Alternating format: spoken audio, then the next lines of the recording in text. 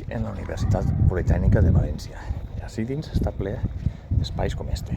Espais en gespa, cuidaells, segaells. Però què passa si això no ho cuides? Pues mira, passa això, tot ple de brossa, tot perdut, tot desastrat, no? Pues no exactament.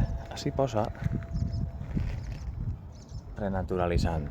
Per què? Perquè la gespa i els llocs que estan cuidats normalment, quan deixes d'intervindre en ells, pues la natura va fent marxa. Comencen a aparèixer altres espècies i altres apareixen i acaben desapareguent perquè n'hi ha competència entre elles, perquè les característiques del sòl són les que són i n'hi ha que s'adapten millor i n'hi ha que s'adapten pitjor. Però si tens un animalà d'espècies convivint i fica renaturalitzant i no renaturalitzat, perquè això és un procés i a poc aniran apareguent noves espècies. I si ho deixàrem, aniran apareguent espècies llenyoses, arbustos, arbres.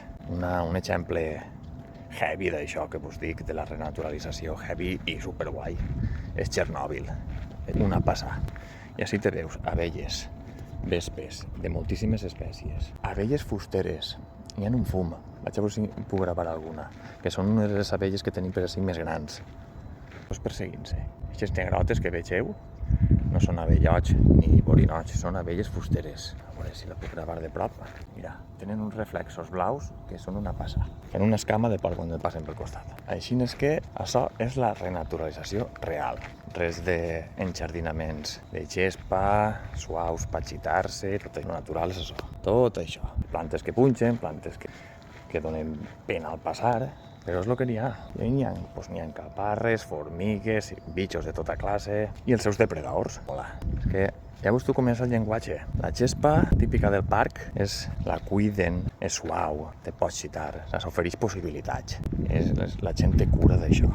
I l'altre és abandonat, perdut, deixat, punxa, paraules negatives tot. Però això de les paraules és cosa humana i prou. I la natura i la sua, tot això. Fa la marxa que té que fer. Serà bonico. O si anem deixant de tindre-li al·lèrgia a la brossa, que n'hi ha més hàbitat ací del que vos podeu pensar.